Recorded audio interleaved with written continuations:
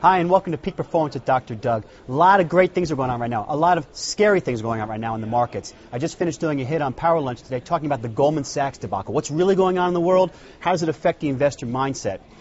The big question that comes up, is it rigged? I've been doing trader coaching for 10 years now. I work with some of the best, and here's an interesting statistic to think about. On average, winning percentage, doesn't matter from the best of the best or the worst of the worst, the average trader's winning percentage is 45 to 55% of the time.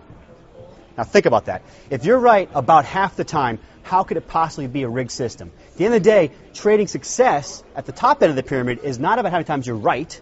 It's about what do you do when you're right? Are you able to hold those positions? And what do you do when you're wrong? Are you able to cut those losses? So the next thing I want to talk about is that fear factor that's coming in today right now. Humans are flawed. We're all flawed. It's okay. But you got to understand how that flaw affects your trading personality, how it affects your perspective on the world and what you're going to do. You think about things in like the avian flu, and there's that whole mad cow scare, and all those things come up, and then we say to ourselves, you know what? We get traumatized. And how's that going to affect the rest of my life?